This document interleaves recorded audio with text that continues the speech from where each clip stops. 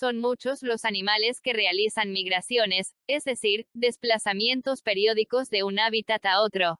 Estos varían de acuerdo con los objetivos buscados y las especies que efectúen dichos viajes. Algunos se trasladan para alejarse de inviernos en extremo rigurosos o veranos tórridos. Otros migran buscando un lugar apropiado para su reproducción, para huir de sus depredadores o para procurarse alimentos. En este programa conoceremos a algunos de estos animales.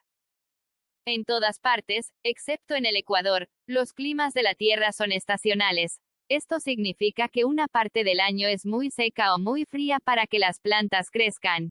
Pero los animales deben alimentarse, crezcan o no las plantas, y por eso evitan las dificultades estacionales mediante sus migraciones. Cada año, cuando su abastecimiento de alimentos comienza a disminuir, ellos realizan viajes, algunos muy largos. Las langostas tienen hábitos migratorios que han perjudicado muchos cultivos. Existen zonas de cría permanente donde la langosta permanece y se reproduce mientras las condiciones del suelo, clima y flora sean favorables.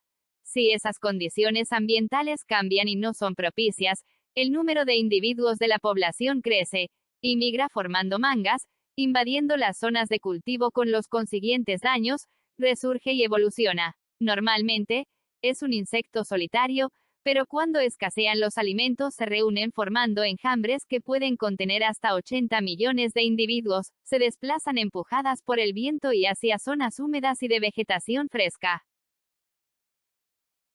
El ganso o ánsar de pico corto posee una longitud de aproximadamente 70 centímetros y una envergadura alar de 1.4 metros aproximadamente.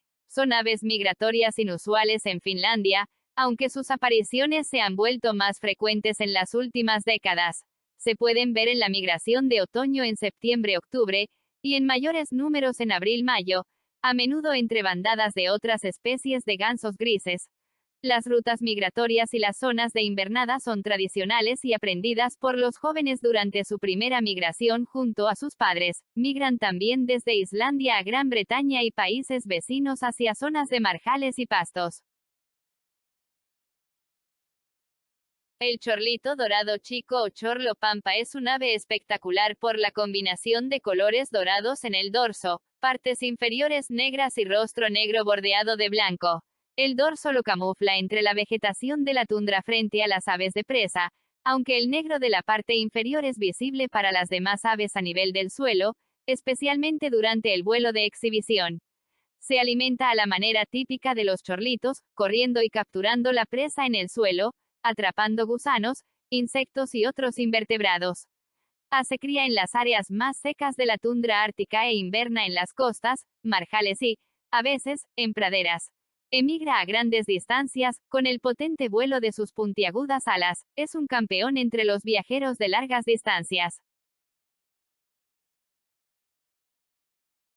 La foca arpa o foca de Groenlandia es un animal exótico bastante peculiar y adorable por sus ojos negros saltones. Es de color plateado, con la cara negra y un patrón negro característico en la espalda que representa un arpa. Pueden permanecer hasta 15 minutos bajo el agua sin subir a la superficie y descender hasta los 275 metros de profundidad. Realiza largos viajes desde Groenlandia hasta las islas Spitsbergen y Jan Mayen, donde nacen las crías. Este hermoso animalito tiene altos niveles de peligro de extinción. El oso marino ártico se diferencia de otros tipos de focas, porque tiene la cabeza muy corta, con una boca curvada, nariz muy pequeña y la piel muy gruesa. Los machos son mucho más grandes que las hembras y también tienen el cuello mucho más grueso. Algunos de sus depredadores naturales en el agua son los tiburones y ballenas. En tierra deben tener cuidado de los zorros, y sus crías pueden ser presas de los hambrientos leones marinos. Es nativo de muchos lugares del Ártico y siempre se dirige a una zona de las Islas Pribilofs durante la época de cría.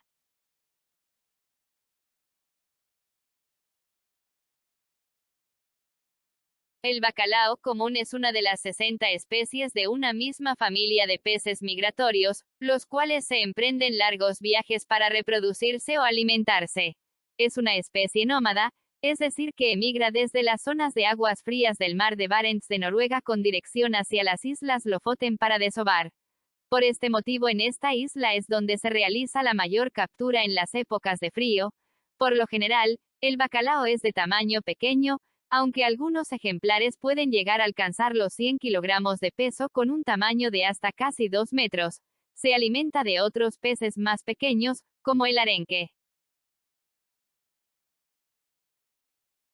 El reno o caribú es una especie de cérvido que habita en las tundras y taigas del hemisferio norte. Es la única especie de ciervo en la cual ambos géneros poseen cornamenta, pero tienen fechas diferentes de cambio de astas. Los machos jóvenes en primavera, los machos adultos durante diciembre y las hembras en el verano. En estado salvaje, emigra en grandes rebaños entre sus hábitats de nacimiento y sus hábitats de invierno. Sus anchas pezuñas lo ayudan a moverse por la nieve o la tundra, e incluso, cuando nada. Muchos viven en Alaska y en Canadá. Salmón es el nombre común de varias especies de peces de la familia Salmonidae. Las truchas pertenecen a la misma familia. Los salmones del género Salmo viven en los océanos Atlántico y los del género Oncorhynchus en el Pacífico. Son anádromos, es decir que nacen en aguas dulces, migran al océano y vuelven a las aguas dulces para la reproducción.